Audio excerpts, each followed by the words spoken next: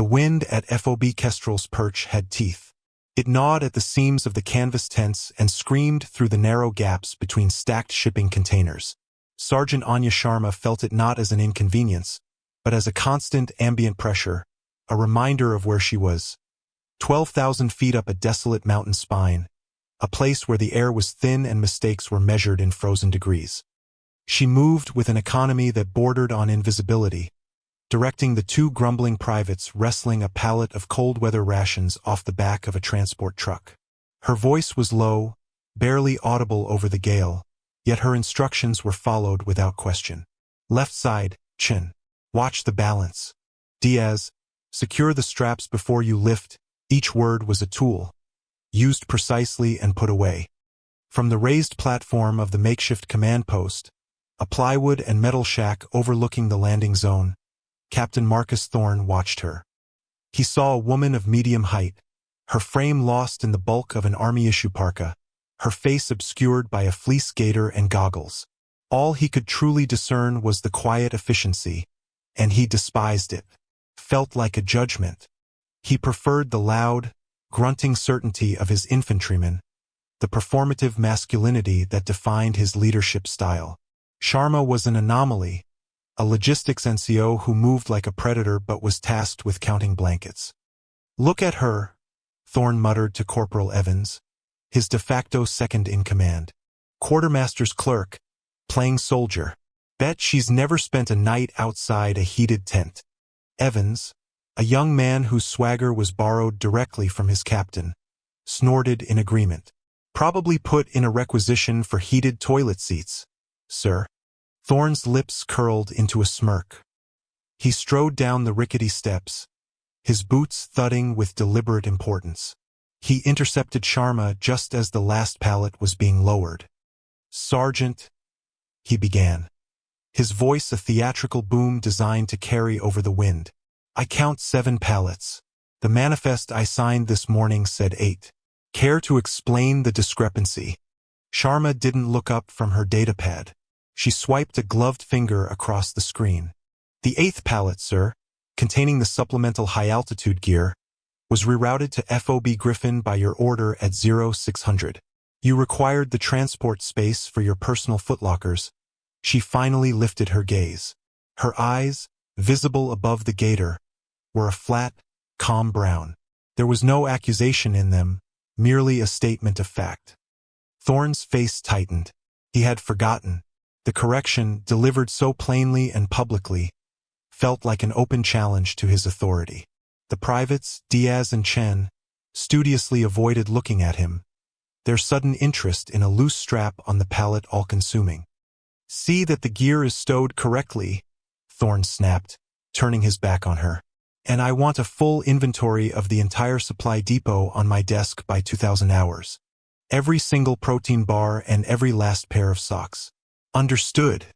Understood, sir, Sharma said to his retreating back. The wind whipped the word away, but she knew he'd heard it. She turned back to the pallet. The work continued. Her movements remained unchanged. Precise, efficient, and utterly devoid of wasted energy. She was a cog in a machine, a function. But the wind, as it howled past, seemed to whisper a warning that the machine was about to break. The briefing room was a cramped, frigid container smelling of stale coffee and damp wool.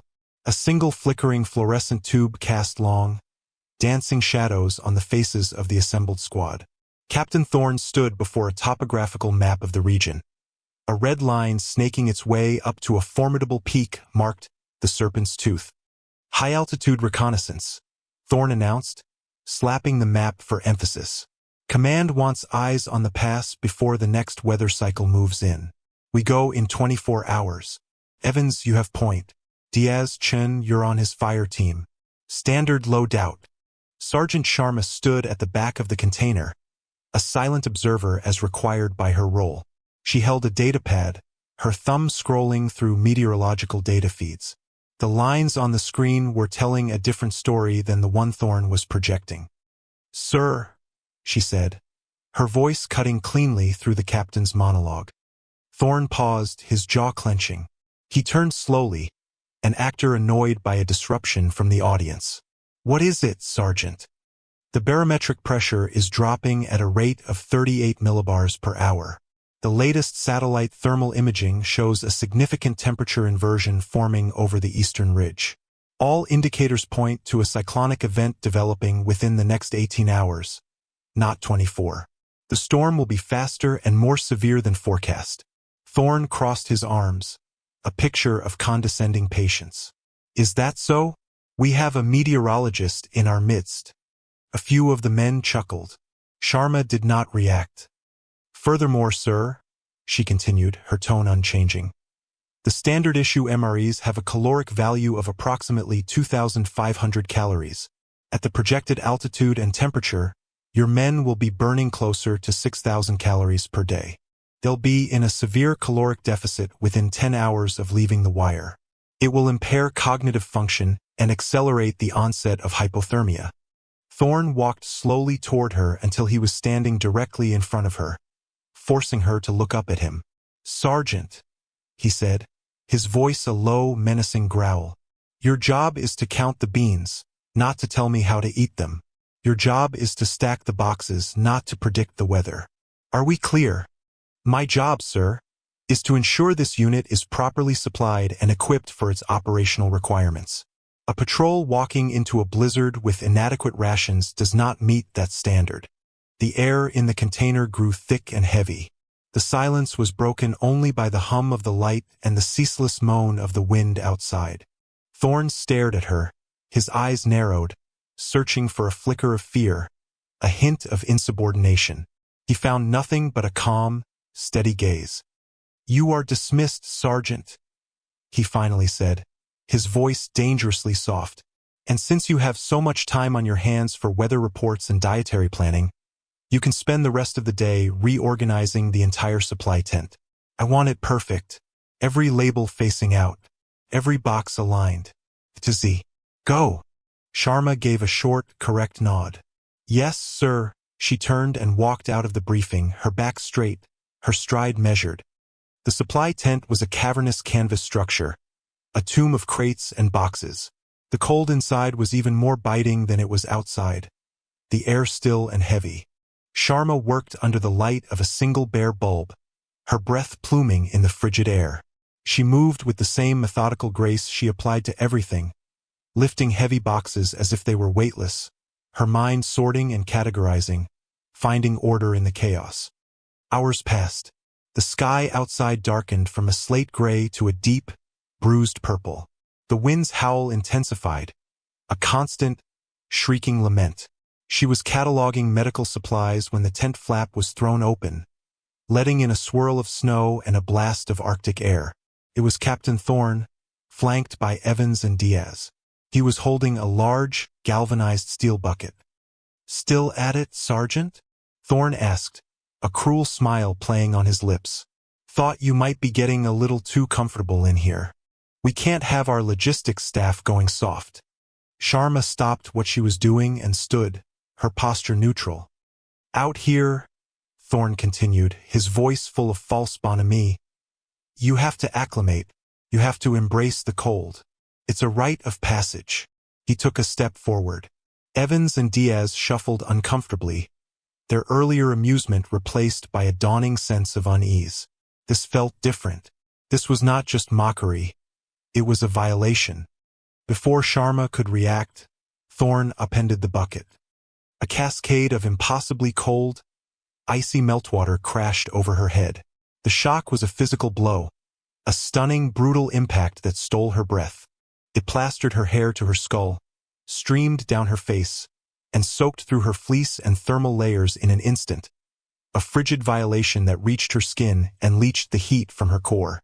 For a split second, the world went silent, the roar of the wind replaced by the roar in her own ears.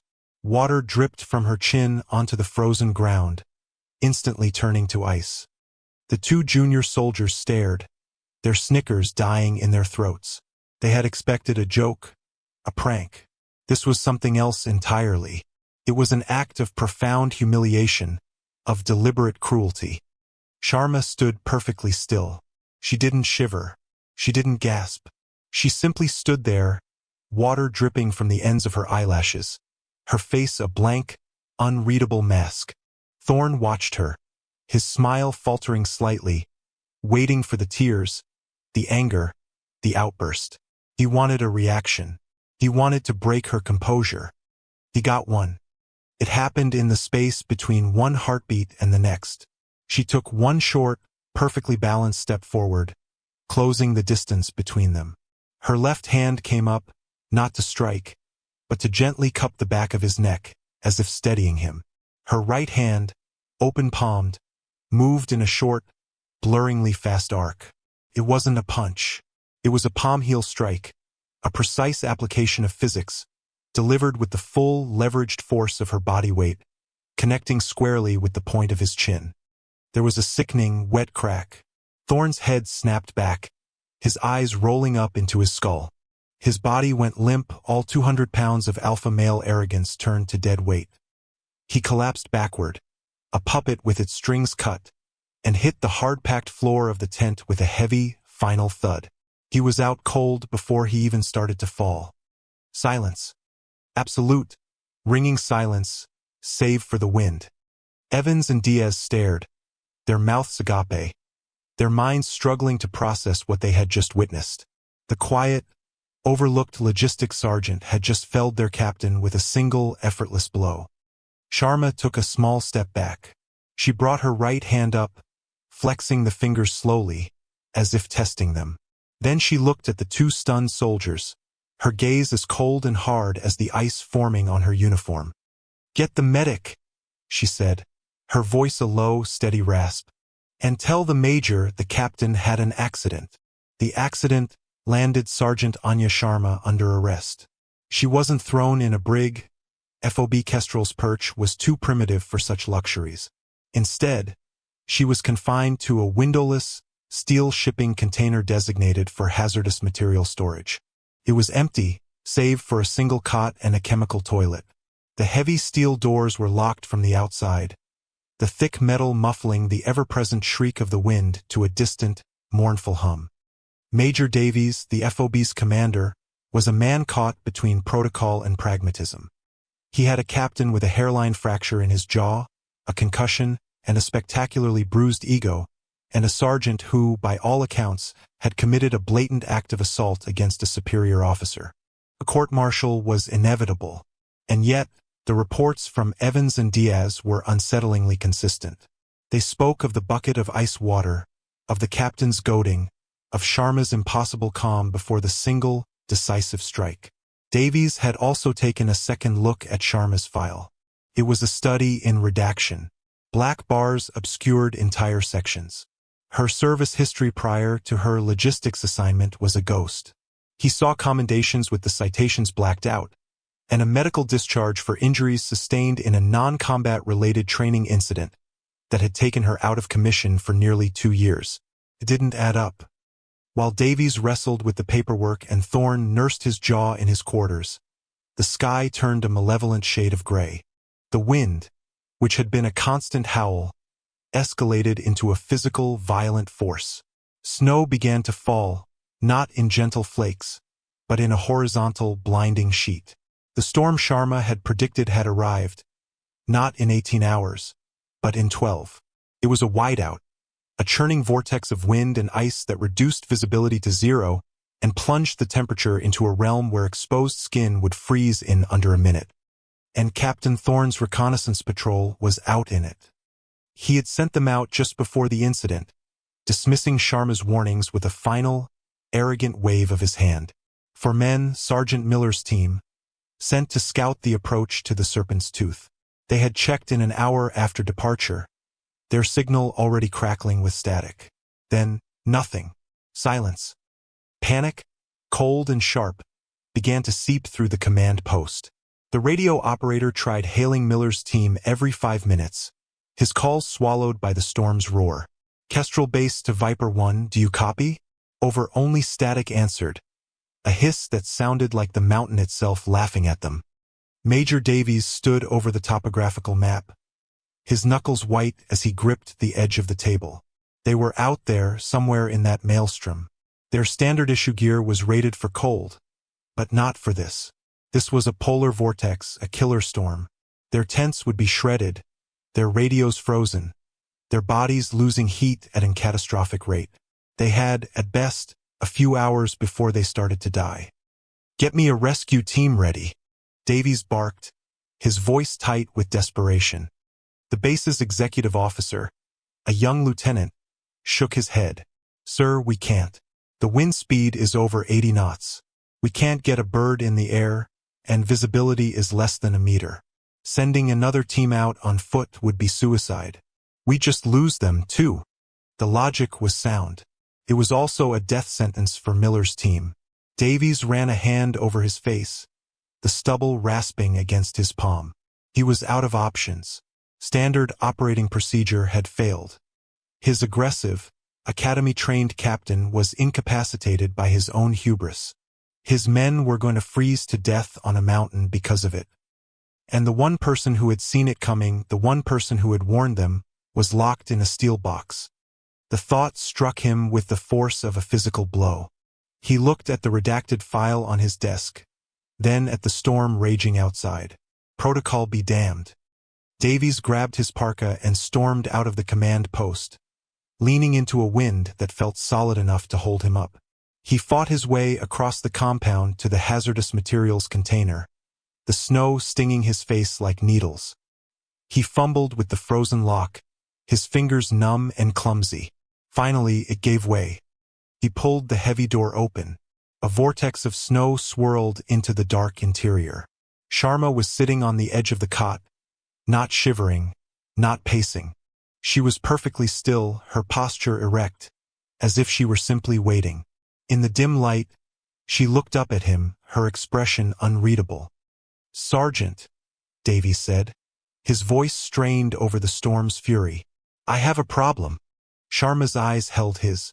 She didn't speak. She just waited. "Miller's team is out there," he shouted. "Thorne sent them out before the incident. We've lost contact. The storm, it's exactly what you said it would be." He paused, the admission hanging in the frozen air between them.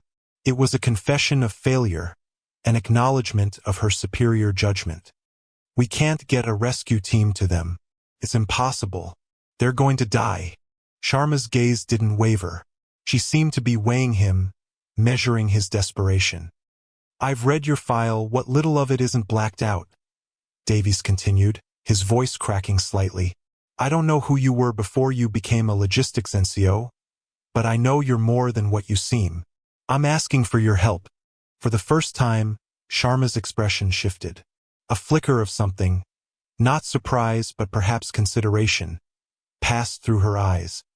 "You're asking the prisoner you have slated for a court-martial to lead a suicide mission," she stated, her voice flat and even.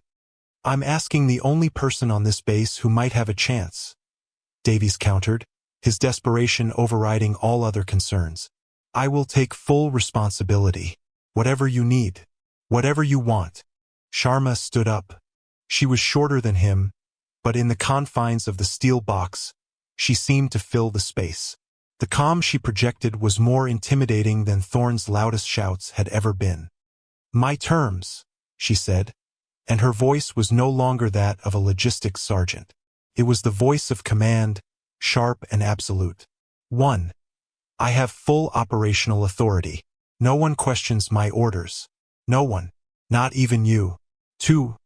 I get access to everything in the experimental gear locker. Crate 7B. The one Captain Thorne kept under personal lock and key. 3. I pick my team. Davies didn't hesitate. Done. Who do you want? A faint, mirthless smile touched the corner of Sharma's mouth. Give me the ones who laughed, she said. Give me Evans, Diaz, and Chun. The transformation was immediate and absolute. The moment Sharma stepped out of the container, the quiet, overlooked logistics NCO vanished. In her place was an operator, a creature of purpose and chilling competence. She moved not with the hurried energy of desperation, but with a focused, predatory grace. Evans, Diaz, and Chun were summoned from their barracks, their faces a mixture of confusion and dread. They found Sharma in the supply tent, her domain. standing before a large, locked steel crate marked 7B, High Altitude Experimental. Major, she said, not looking at Davies who stood behind her. The bolt cutters. Davies produced them without a word. With 2 sharp snaps, the lock was broken. Sharma threw open the lid.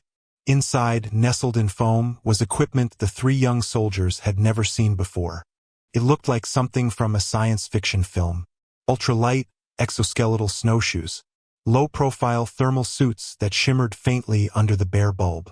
Compact oxygen regulators and masks. High-caloric nutrient paste in silver tubes. And a portable signals booster with a complex, collapsible antenna array.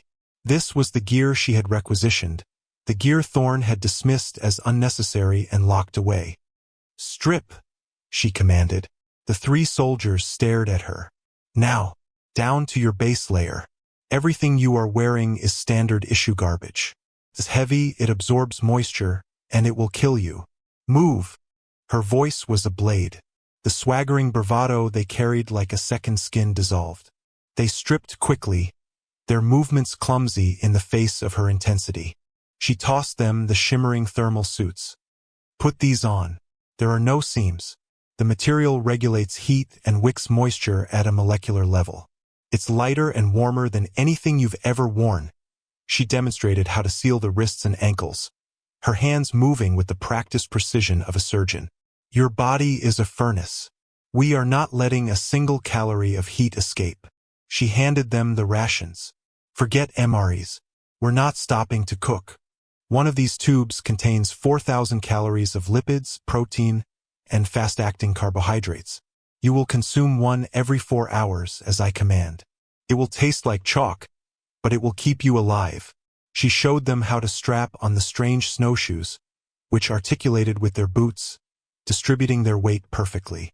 She adjusted Diaz's pack, pulling the straps tight with a series of sharp, efficient tugs. He flinched at her proximity.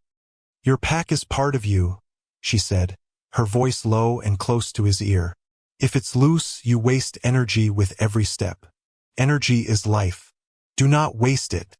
She looked at the 3 of them, their faces pale with a new kind of fear. Not fear of the storm, but fear of her.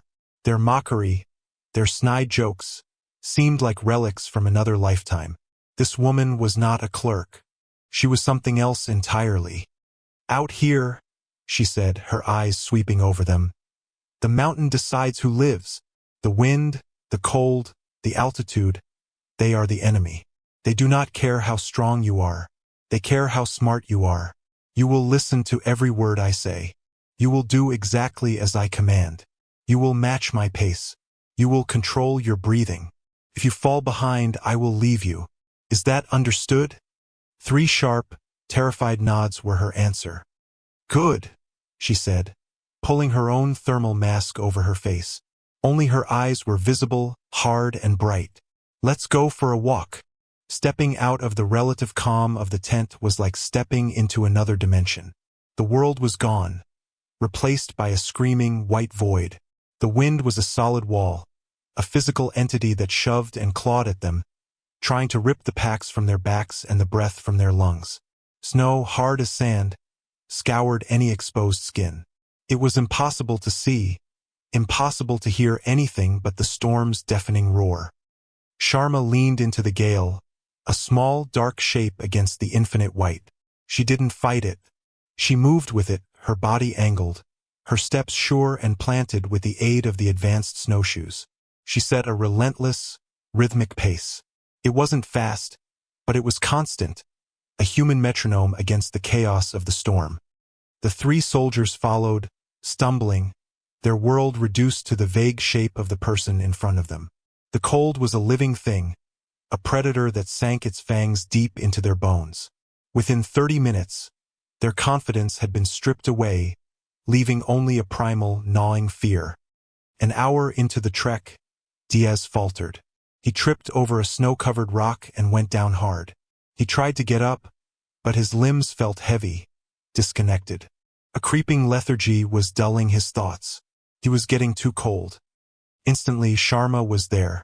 She hadn't seemed to look back, Yet she knew the exact moment he fell. She knelt beside him, a dark specter in the blizzard. She didn't offer a hand. Instead, she ripped open his parka, her movements brutally efficient. She pulled a chemical heat pack from her own gear, activated it with a sharp crack, and shoved it against his chest, directly over his heart. The sudden, intense warmth made him gasp. "You're going into shock," she stated, her voice muffled but clear through her mask. "Your body is shutting down. Breathe. In through the nose, out through the mouth. Slow. Controlled." She pulled one of the silver tubes from his belt. "Eat this. Now." Diaz's gloved hands were clumsy, shaking. She took the tube, unscrewed the cap, and pushed the end to his lips. All of it. He squeezed the chalky, tasteless paste into his mouth, forcing himself to swallow. It was vile, but almost immediately, he felt a surge of warmth spread from his core. The fog in his brain began to recede. "On your feet, Diaz," Sharma commanded. She wasn't helping him up. She was ordering him. "The ground will kill you faster than the wind. Get up." He struggled, his muscles screaming, but he got up. "You focus on one thing," she said, her face inches from his. "The step in front of you. Nothing else. Not the cold. Not the wind. Not how tired you are. Just the next step. Then the one after that. Do you understand me?" Diaz nodded, his teeth chattering. "Good," she said, already turning away and resuming the pace. "Stay with me." They pushed on. Sharma navigated not by sight, there was nothing to see, but by some internal compass, some deep, instinctual understanding of the terrain. She read the subtle shifts in the wind, the texture of the snow under her feet. She was not just moving through the storm. She was a part of it. Hours bled into one another. Time lost all meaning. There was only the wind, the cold, the rhythmic crunch of snow, and the dark shape of Sharma leading them forward. Finally, she stopped. They had reached a massive rock formation, a granite wall that offered a slight reprieve from the wind's full force. "This is it," she said, her voice carrying over the gale. "They would have sought shelter here." She unslung the signal's booster from her pack. Her fingers, somehow still nimble in the crippling cold, worked with astonishing speed, unfolding the antenna, connecting the device to a power source, and tuning the frequency. Chun and Evans watched in awe. This was beyond any training they had ever received. She put an earpiece in. "The storm is creating too much interference for standard comms," she explained, her eyes scanning the device's small screen. "This unit doesn't transmit a voice signal. It searches for the faint electronic signature of a frozen radio's battery." She swept the antenna in a slow arc. The device was silent. The wind howled. Hope began to curdle into despair in the pit of Evans's stomach. They were too late. Then, a faint, rhythmic beep echoed in Sharma's earpiece. A tiny green light flickered on the screen. "Got them," she said, her voice devoid of triumph, a simple statement of fact. "There on the leeward side of this outcropping, in a snowdrift. They tried to dig in." She pointed. "Start digging." They clawed at the snow with their hands, their movements frantic. A few feet down, they hit something soft. It was the fabric of a parka. They dug faster, a desperate, adrenaline-fueled frenzy. They uncovered them one by one. For men, huddled together in a shallow snow cave, barely conscious. They were encased in ice, their faces blue, their breathing shallow and ragged. One of them, Sergeant Miller, had a crude splint on his leg, the bone clearly shattered. They were alive, but only just. The thin thread of their existence was about to snap. Sharma immediately took charge, her calm a stark contrast to the frantic energy of the others. She was no longer just a guide. She was a medic, and it was here, in the heart of the storm, surrounded by the dead and dying, that her true nature was revealed. "Diaz, get the plasma warmers ready. Chun, thermal blankets. Evans, with me." She knelt beside Sergeant Miller, the most critically injured. With a practiced hand, she cut away his trouser leg, exposing the mangled limb. The cold had prevented him from bleeding out, but his core temperature was plummeting. As she worked, her movements swift and sure, the sleeve of her thermal suit rode up her forearm. In the faint, ethereal glow of the blizzard, Corporal Evans saw it. First, the network of fine, silvery scars that crisscrossed her skin. And beneath them, a faded tattoo, intricate and stark. It was a pair of stylized wings wrapped around a caduceus, with a single unsheathed dagger piercing the center. Evans froze. His blood ran cold for a reason other than the temperature. He knew that symbol.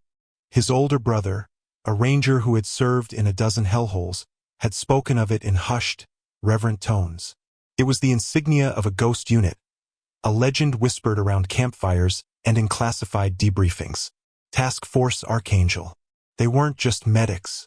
They were the absolute elite, a handful of operators sent into the most hostile conditions imaginable, often alone, to treat and extract high-value assets or critically wounded soldiers when no one else could. They were renowned for their medical skills, their survival expertise, and their lethality. They were ghosts who walked through fire to pull people out of hell. He looked from the tattoo on her arm to her face. Now illuminated by the glow of a medical scanner, she was running over Miller's chest. The quiet logistics sergeant. The woman Thorne had humiliated. The woman who counted boxes and filed requisitions. It was impossible. It was a lie. And yet, the truth was right there, inked into her skin. His voice was a dry, choked whisper, nearly lost in the wind. The Archangels? You were one of them.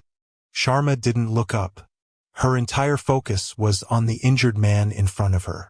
Her fingers found his pulse, faint and thready. His heart rate is dangerously arrhythmic. He's in V-fib, she said, her voice a clinical, detached calm. Diaz, I need the portable defibrillator. Now, Evans, charge the paddles to 200 joules.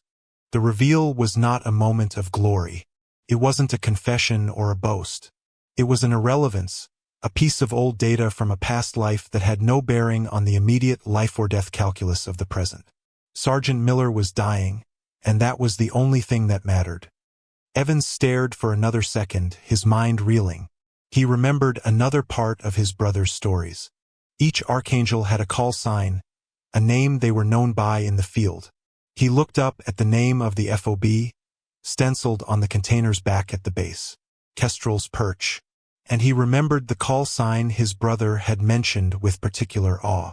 A medic so skilled at high-altitude operations they named her after a bird of prey that lived among the peaks. Kestrel.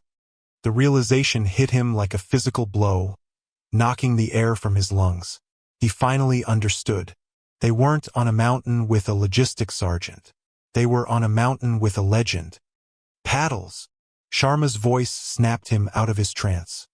Evans moved, his body finally responding to the command, his respect for her crystallizing into something far deeper, something akin to pure, unadulterated awe. The journey back was a descent into a frozen hell, but it was a hell with a purpose. Sharma orchestrated the evacuation with the same terrifying efficiency she had displayed throughout. She showed them how to construct 2 makeshift sleds, known as litters, from their trekking poles and thermal blankets to transport the 2 most critical patients, including Sergeant Miller. Keep them insulated, she commanded, her voice a constant, steadying presence in the chaos. Their own body heat is gone. We are their furnace now. She divided the rescued and the rescuers into 2 teams. She took point, breaking the trail through the deepening snow, while Evans and Chan managed 1 litter, and Diaz, now fully recovered, handled the other with one of the less injured patrol members. The work was brutal, soul-crushing labor. Each step was a battle against the wind, the snow, and the mountain's crushing gravity. They were hauling dead weight, fighting for every single foot of progress. Hours into the return journey, the storm reached its zenith. The wind became a solid, immovable object, and the visibility dropped to the point where they could barely see their own feet. Chan, exhausted and disoriented, stumbled and lost his grip on the litter. It slid sideways, threatening to tumble into an unseen ravine. Before anyone could react, Sharma was there. She threw her body against the sled, her boots digging into the ice, arresting its slide with a grunt of raw effort. She was a fixed point in the hurricane. "We stop," she announced. "We'll be torn apart out here. We build." "Build what?" Evans yelled over the wind. "There's nothing here." "There is snow," she replied, as if it were the most obvious thing in the world. "We build a snow cave. It will save our lives." Under her precise direction, they worked. She showed them how to find a deep, solid drift and dig into it, creating a tunnel that angled upwards to trap warm air. It was agonizing work. Their muscles burned. Their lungs screamed for oxygen in the thin air, but driven by her unyielding will, they dug. Within an hour, they had carved a small chamber out of the snowdrift, large enough to shelter all 8 of them. Once inside, the change was miraculous. The deafening roar of the wind subsided to a dull, distant moan. The temperature inside the cave, warmed by their collective body heat, was dramatically higher than the maelstrom outside. It was a pocket of life carved into the heart of a world of death. Sharma immediately went to work on the patients, checking vitals, administering saline drips, and redressing Miller's leg. She moved with a tireless, methodical energy. Evans, Diaz, and Chan watched her, their earlier arrogance a distant, shameful memory. They had been boys playing at being soldiers in the shadow of a true warrior. She had not only saved Miller's team, she had saved them from their own ignorance. She had shown them what real strength, real fortitude looked like. It wasn't loud. It wasn't boastful. It was quiet, relentless, and utterly competent. After what felt like an eternity, she sensed a subtle shift in the wind's pitch. "The storm is breaking," she announced. "The pressure is changing. We move in 10 minutes. The final leg of the journey was made in a strange, ethereal twilight as the blizzard receded, leaving behind a world sculpted in white. The wind had died down to a whisper, and the sky was a deep, star-dusted indigo. They stumbled back onto the perimeter of FOB Kestrel's perch like ghosts returning from the grave. The entire base was awake, watching. Figures emerged from tents and containers, their faces pale in the harsh glare of the floodlights. Major Davies stood at the front, his expression etched with a tension that broke into profound relief as he saw them approach. And beside him, his arm in a sling and his jaw a swollen, discolored mess, stood Captain Marcus Thorne. Sharma led the procession, her face caked with ice, her body moving with the stiff gait of utter exhaustion. But her head was high. Behind her, her small, battered team hauled the litters bearing the men they had pulled from the mountain's teeth. As Sharma walked past the assembled crowd, past the major, past the captain she had struck, something happened. Corporal Evans, without a word or a command, straightened his weary body and snapped to the fiercest, most rigid position of attention he had ever held. His gaze was fixed on Sharma, an expression of pure, undiluted reverence on his face. A moment later, Diaz and Chun did the same. It wasn't a formal salute drilled on a parade ground. It was a raw, spontaneous gesture of profound respect, an acknowledgement from one soldier to another that they were in the presence of something far greater than themselves. It was a silent, powerful testament to what she had done. The other soldiers on the base, sensing the weight of the moment, stood a little straighter. The silence was absolute, broken only by the crunch of boots on snow and the labored breathing of the rescue team. Thorne watched it all, his arrogance stripped away, leaving him hollowed out. He saw the looks on his men's faces. He saw the rescued patrol, alive. He saw the woman he had tried to break, who had instead saved them all. His authority was a shattered ruin, rebuilt on a foundation of her competence. As she passed him, their eyes met for a brief second. Thorne gave a slow, deliberate nod. It was an apology. It was an admission of his failure. It was a concession of her absolute, undeniable superiority. Sharma didn't acknowledge him. Her mission wasn't finished. She continued walking, her focus entirely on getting her patients to the warmth and safety of the medical tent. Respect was not a destination for her. It was simply a byproduct of the work. Later that night, the world was still and silent. The storm had passed, leaving a sky so clear and cold it felt as if the stars might shatter and fall. The official report would list Captain Thorne's injury as a slip on the ice. The court-martial proceedings against Sergeant Sharma were quietly and permanently cancelled. Sharma was back in her element, the supply tent. The single bare bulb cast a pool of harsh yellow light, illuminating her as she worked. She wasn't doing inventory. She was tending to her own gear. Spread out on a clean canvas tarp was a set of equipment not found on any standard army manifest. A lightweight harness, coiled ropes of a strange, synthetic fiber, and a beautifully crafted, wickedly sharp ice axe. It was the personal toolkit of a master mountaineer. She sat on a crate, a whetstone in her hand, drawing it along the edge of the axe's blade with a steady, rhythmic motion. Shing, shing, shing. The sound was crisp and clean in the vast silence of the tent, a meditation in steel and stone. It was the sound of a professional maintaining her tools. The tent flap opened softly, and Corporal Evans stepped inside. He didn't speak. Words felt clumsy, inadequate. He had come to apologize, to try and explain, but seeing her there, so completely absorbed in her task, he knew it wasn't necessary. She didn't require his apology. Instead, he walked over to the corner where the rifles of Sergeant Miller's rescued team were leaning against a stack of crates. He picked up the first one. He took a cleaning kit from a pouch on his belt, pulled a clean rag from it, and began to meticulously break down and clean the weapon. He worked in silence, his movements deliberate, focused.